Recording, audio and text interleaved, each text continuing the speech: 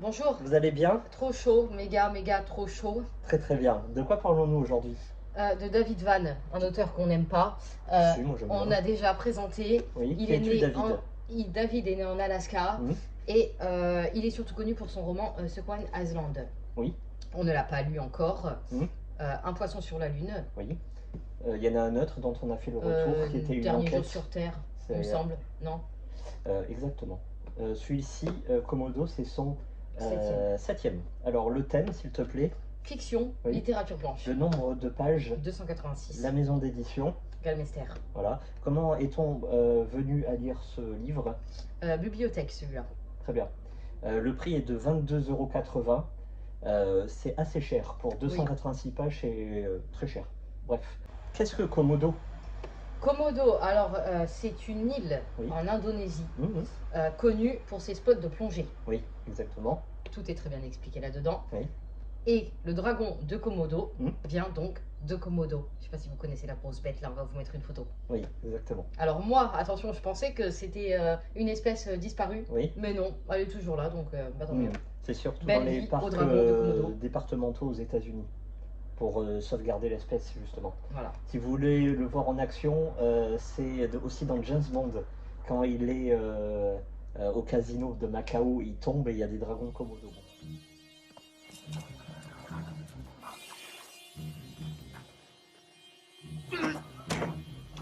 Le pitch, veux-tu ou puis-je? Allez, vas-y, toi. Donc nous allons suivre Tracy, une mère de famille qui va en Indonésie avec sa mère rejoindre son frère pour profiter de la vie, enfin. 7 jours pour faire de la plongée. Évidemment, il y a un passif dans la famille et tout va exploser. Voilà. Donc toi, tu l'as lu en Oui. entier d'une traite parce qu'il n'est pas très épais. Oui. Moi, je l'ai commencé, bien évidemment, comme à mes habitudes. Je ne l'ai pas fini. Oui. En même temps, c'est David. Hein, je savais déjà que j'ai forcé avec un poisson sur la lune. Et j'ai pas aimé. Donc bah, maintenant, David, moi, je passe. Très bien. Qu'en as-tu pensé? Moi, j'ai beaucoup aimé. C'est très très bien écrit. Vraiment, David, moi, j'aime beaucoup. Il a Tant d'éloges. il a ce talent pour décrire les tréfonds de l'âme humaine. Alors, je vais pas trop spoiler. Je vais plutôt prendre 3 scènes vraiment marquantes. Première scène, c'est quand ils font cette descente en plongée dans un spot qui est merveilleux et qui est connu, hein, qui est réputé dans la vraie vie. Et là, on lit ça, on est vraiment apaisé. Moi, la plongée sous-marine, j'aime pas ça. Et j'ai lu ça, oh, j'avais envie d'y être. Limite, je pose mon livre, je mets ma combinaison. Allez, je vais plonger. C'est un monde. David connaît très bien l'Indonésie, connaît très bien la plongée. Et donc il sait de quoi il parle. Voilà, c'est technique, c'est pointu, mais c'est apaisant. C'est beau, c'est C'est vrai que le décor exotique est pas en mal. plus. Oui. Donc là, t'es apaisé. Après vient, un peu plus loin, une scène d'angoisse où il y a un accident de plongée. Donc ça, j'en dis pas plus. Mais là, David Van, qui est connu pour de la fiction, oh, il te fait un chapitre de 15 pages. C'est meilleur que tous les thrillers du monde. C'est presque un film d'horreur, c'est les dents de la mer, quoi.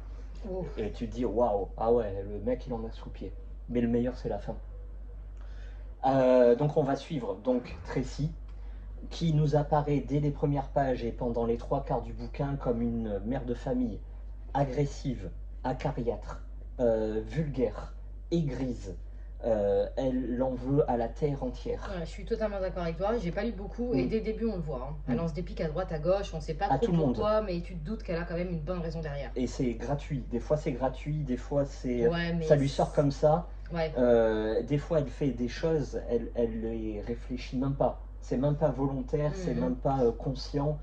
Elle réagit à une espèce de haine viscérale qu'elle porte depuis des années. Et tu dis, mais elle est tarée en fait, faut juste la prendre et l'enfermer. La dernière partie du bouquin, tu comprends tout. Et là tu te dis, mais oui en fait, à sa place, moi je serais encore pire. Et là tu vois, tu rentres dans son quotidien de mère de famille où elle subit tout. L'enfer de l'oppression de la société, du mariage, de la famille.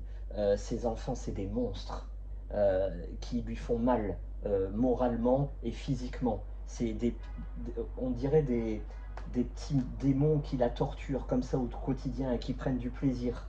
Et donc elle se retrouve dans une espèce de bulle malsaine, dépréciative, où en gros elle se considère comme moins que rien, une mauvaise femme, une mauvaise mère, une mauvaise sœur, une mauvaise fille. Moi j'en ai eu la chair de poule, parce que elle se retrouve dans une situation,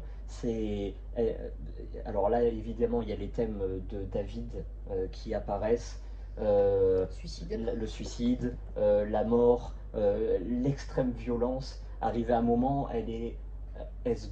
bon, je veux pas trop en dire, mais une petite scène clé. La nuit, elle n'arrive pas à dormir, elle se balade avec un couteau de cuisine et elle promène la lame du couteau sous la gorge de ses enfants. D'accord. Pendant qu'ils dorment. Et elle va voir son mari pareil, elle lui caresse le dos avec la lame du couteau. Mais quand on dit comme ça, on dirait, bon, elle est psychopathe, elle est folle. Ouais. Mais tout ce qu'elle subit au quotidien, et là, t'as presque envie de lui dire, vas-y, fais-le. Parce qu'il vaut mieux la prison que tout ça. Ah, d'accord. C'est David, c'est noir. Ah, c'est ultra noir, c'est marquant, c'est choquant, peut-être, ce que je dis. Bon, après, ça reste de la littérature, hein. C'est du second degré, hein, évidemment. C'est vraiment très très bien écrit. C'est une tension extrême. Bon, donc tu valides? Ah, je valide totalement. Si vous êtes amateur de plongée sous-marine, il faut y aller. Attention, évidemment, si... pareil que dans tous les livres de David Vann, si psychologiquement vous êtes un peu fragile, faut vraiment pas essayer Vann si ça va pas dans votre vie. Déprime, dépression, tendance suicidaire, morbide, non, vraiment, David Vann, mettez tout ça de côté, c'est pas pour vous. Surtout celui-là. C'est pas un livre qui va vous faire voyager, ou tout du moins oui au début, mais après ça va vraiment virer au cauchemar, donc voilà. Il faut être bien dans sa tête, bien dans ses pompes pour pleinement apprécier David. Je suis bien dans ma vie, mais je ne l'aime pas, désolé. Voilà. Très bien. Donc aussi, précisons que ce livre, c'est le point de vue d'une femme. Donc David, c'est autant se mettre dans le point de vue d'un homme, parce que c'est un homme, hein, que chez une femme, donc. Oui. Ça, c'est remarquable, parce que j'avoue que même si je l'aime pas, il écrit très bien. Et je pense que David, dans ce bouquin-là, il y a la sœur et le frère. Hein, voilà. Oui. Et David se met dans les deux. Il y a une personnalité dans chaque personnage. Il arrive à se scinder comme ça pour présenter et confronter ses propres conflits intérieurs. Très bien. Une petite note? Moi, je lui mettrais 8, un bon 8. Waouh, carrément. 8. Bon, bah moi, je vais aller apprendre à respirer avec un tuba. Chose que je sais pas faire. Et je reviens dans Komodo. C'est la bonne saison en plus, faut y aller. Hein. Exactement. Bon, merci beaucoup. Merci. À bientôt. Et on se revoit très vite. Oui, très vite. Pour la fin du concours.